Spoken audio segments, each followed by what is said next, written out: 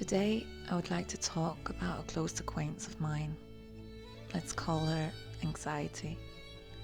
I use the term acquaintance because of the lack of a better word. She's not a friend because most of the time I despise her more than I love her.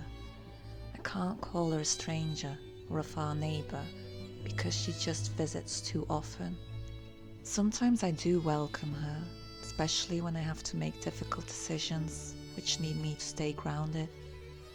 Or at times I love her for being my excuse, my shelter to avoid things I actually don't want to do. But unfortunately, she mostly appears as an unwelcome guest, a parasite that has put its nails in my brain and chest. This being that's so hard to ignore, let alone get rid of. She makes me feel weak a lot of the times, and also frustrated and angry because I let her be such a big part of my life. I try to fight her, ignore her, make fun of her, but in the end, I have to admit she mostly wins.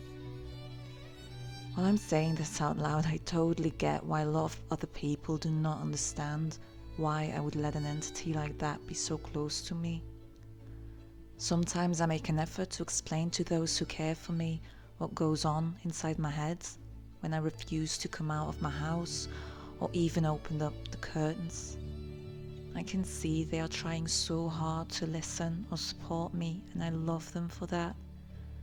But at the same time, it is so exhausting. I see them trying to hide the confused look on their faces, and I just cannot blame them, because if I'm being completely honest, I just do not get it myself. When things get bad, and with that I mean when I lose control and my acquaintance takes over, I actually feel like I'm going insane. My body, my feelings, my thoughts are not my own anymore, and the only thing I can do is sit and watch. This too shall pass. I can go on and on about this for a while, but maybe it would be better if I share with you a story about my companion, a moment in the life of anxiety. So here we go. It's 4 o'clock in the afternoon, and me and Anxiety are chilling on the couch and watching TV. We've been doing this all day long. I've been awake since early this morning, so it has been a long time of ignoring the fact that I have to go to the store to get some ingredients for dinner. I take another look at the clock and realize I shouldn't delay it any longer. And with that thought, Anxiety immediately jumps up and clinches to my body. It doesn't really hurt, but I feel I can't move, and it makes it harder to breathe. She tries to convince me to stay put, and even makes me doubt if I might just skip a meal. But I don't want to let her win this time, and after another 20 minutes of hesitation, we get up and pack my things to leave. Although the store is only a 5-minute walk, I'm tempted to take my car so we can get back home faster. By now, Anxiety is holding on to my legs like a needy child, but I ignore her, take my keys and bag, and walk out through the front door. With every step I take away from my house, she screams, and my body can only stiffen up and my eyes keep focusing on the ground. We can do this, come on, no big deal. Left foot, right foot, don't look up. The weight of Anxiety on my shoulders is heavy, but I convince myself it's bearable and everything will be alright. We notice a car stopping at the end of a side street, which causes Anxiety to panic. I keep my head down and hear her begging for the car to drive away without ever noticing our existence. She relaxes a bit when the driver answers her prayers. My feet are moving faster, and I choose a route hoping that no other people are around. And if someone is, Anxiety pushes me to walk over to the other side of the road. Left foot, right foot, do not look up. In the distance we hear a dog barking, just once, but it makes us jump and skip a heartbeat. Okay, we're getting close now. We can see the store in its abundance of light. My feet are going faster, my shoulders shrug higher, and my eyes stay focused on the ground. I know what supplies I need and where I can find it, so I rush inside, ignore the dog and some people at the entrance, and immediately go straight to where I need to go. I need something from the fridge, but another customer is standing there, so anxiety tells me to get something else first.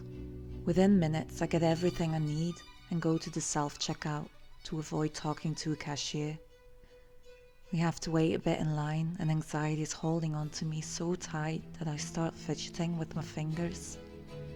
While holding my head down, my eyes move really fast, noticing every movement around me. A register is finally available and we hurry to get there. By this time, a second dog is waiting for its boss at the entrance and is barking loudly at the other one.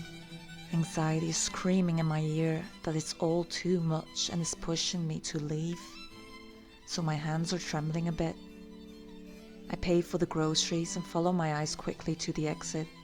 We almost run outside, and while feeling the cool air, I notice that I've been holding my breath for a while. Thankful we survived this, my feet are rushing away from the store. It's getting dark outside, which calms us down a bit, and even rain would be nice at this moment. Less people are on the streets, and we are moving at a steady pace. Left foot, right foot, do not look up. While we are focusing on this mantra, the gratitude of getting closer to home gets bigger. From the moment I can see my front door, I take out my keys so I can enter rapidly. With a little shake of the hands, I turn the key, open the door and close it very fast behind me. Anxiety finally lets go of my body, which gives me some room to breathe, and a sigh of relief follows. I wish I could say this short story is an exaggeration of my current reality, my imagination going in overdrive, but unfortunately that is not the case. It's also not a once every few months occurring event, but something I have to face on a daily basis for the time being. I'm working so hard to overcome this and to create a life for myself where I can live in peace with my acquaintance. Because I do realise there's no use in trying to get rid of anxiety completely. She will always be a part of me. But the thought of her being that far neighbour who is silently watching out for me just sounds like the sweetest thing.